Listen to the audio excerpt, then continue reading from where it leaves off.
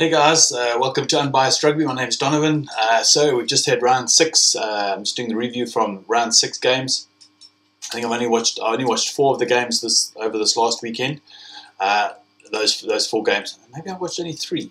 I think I watched 4. I'll go through the things now quickly, and then actually I might have only watched 3. So yeah, I'm just going to go through the scores and what I felt about the games. Just as a side note. I've been trying to put my finger on what I like about Northern Hemisphere rugby. You know, I grew up in Southern Hemisphere rugby. I've grown up watching the All Blacks and Super Rugby, and slowly over these few years, it's become very expansive, and it's all about X Factor players and things like that. And I've been trying to figure out what I liked about Northern Hemisphere rugby, because obviously I hated box kicks. I just thought they were a real waste of time. But now I see the benefit of them by watching European rugby. And sorry, I just want to see if I'm actually recording, because I do sometimes put my mic in. Okay, I am recording. So and I've been trying to figure out what it is, and I think I figured it out. The games are closer. The teams are fairly more evenly matched. The games seem like you don't really know. Sometimes you know what the outcome's going to be, but most times it's not a foregone conclusion who's going to win, and there's a lot more upsets.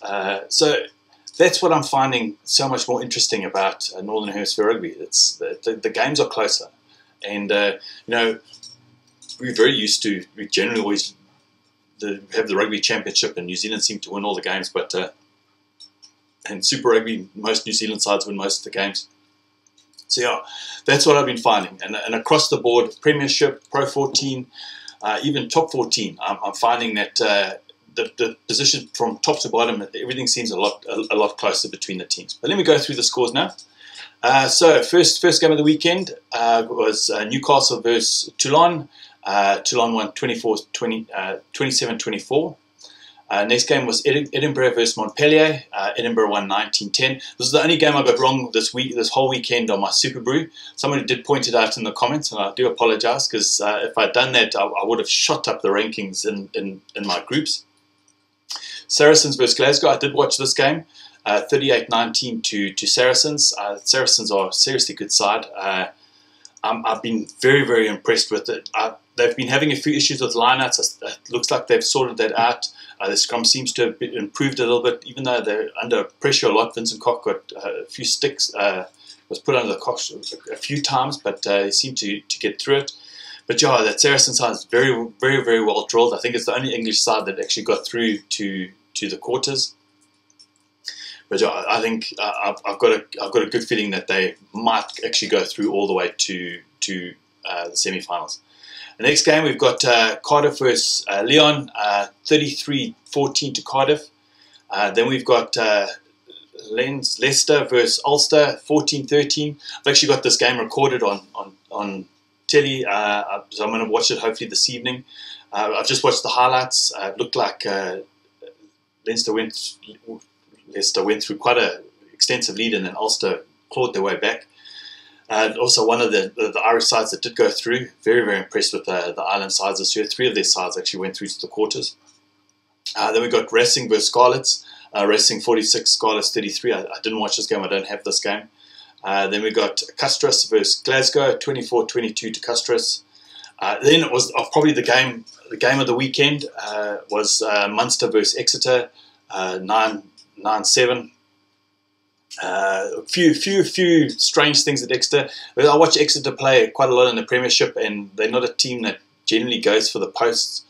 They normally kick for the corner to try to put on that the pressure that they can build.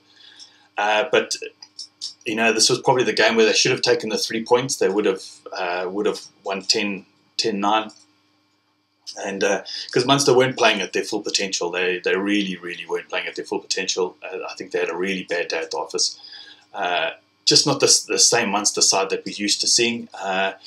But a sign of a good side is when you're having a bad day and you still eke out a win. So I like Jan for a Crown side. I think he's starting to get that group to gel. And yeah, I did write notes, but I don't have my notes here. So all I can say is that the tackles were extremely hard in those first 5 minutes, and I don't think Exeter had a plan B for that. You know, Exeter are that kind of side that serious front ball kind of pressure, very, very dominant, very, very fast off the rucks, and they just couldn't seem to do it. Or it looked like Munster could match them for that, and they just didn't have a plan B, whereas Munster maybe did have a plan B. They didn't have the attacking options, but they took their penalties, they took their scores when they could. Next game of the weekend, we've got was it Toulouse or Toulon? Toulouse. Toulouse versus Bath, 2017 to Toulouse. And then I watched the Wasps versus Leinster game. Wow. Few things that I did pick up. One thing I can say, the number 2 from Leinster is just incredible. Like I said, I did write his name, Sean, I think. I might be wrong. Extremely excellent work rate. I think that tight 5 for Tight Furlong did come under a bit of pressure. I'm not sure, is it a Georgian prop? I might be wrong. But he did come under a bit of pressure. The Leinster, all the scrum was under a bit of pressure. Then James Ryan, let me pause this. Sorry about that, guys. I was just trying to make sure I had all the names correct before I carried on talking. So I did find that even though there was a wall of blue, the defensive line for Leinster is just incredible. And they only have really one sweeping player at the back for behind there. But they don't commit too many people to the ruck, to the breakdown, maybe one player. And that's about it. They were found wanting when the scrum off went straight through, and there was literally no defence after that, which does show that there might be a bit of a chink in the armour, and that could be exploited. But I'm sure by the next game they would have sorted that out. But yeah, it was the only place that I saw that there was a bit of a problem.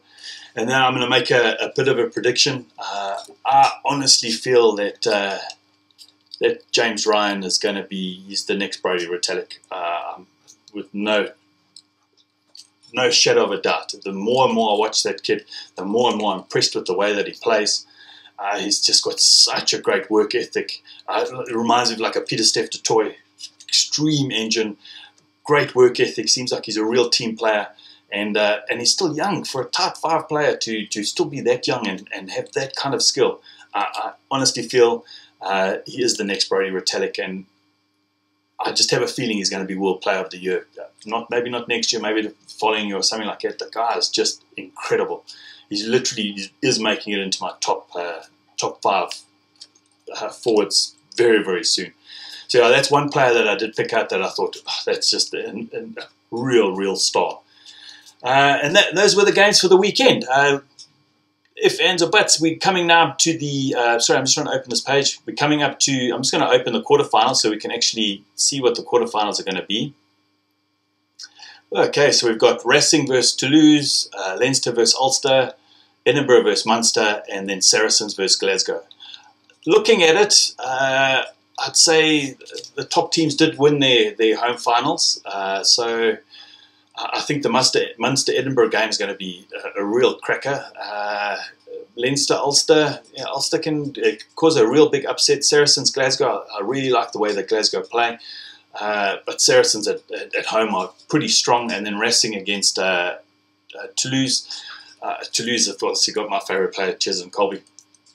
But John, all I can say is I've been really thoroughly enjoying Northern Hemisphere Rugby. I've really been enjoying the European Championship. I'm really going to make an effort now to actually start watching a lot more Premiership and a lot more Pro 14 or whatever games are available on the weekend. We normally only get 2 of each, or maybe three Pro 14, three Premiership games. But listen, guys, put down below who you think, were there any upsets for you? Do you feel the right teams got through? Do you think the draw is absolutely perfect? I think it's pretty fair. I do feel the right teams got through, and I've watched most of these games this season, and I've thoroughly enjoyed this competition. Listen, guys, have a great week. Chat soon. Bye.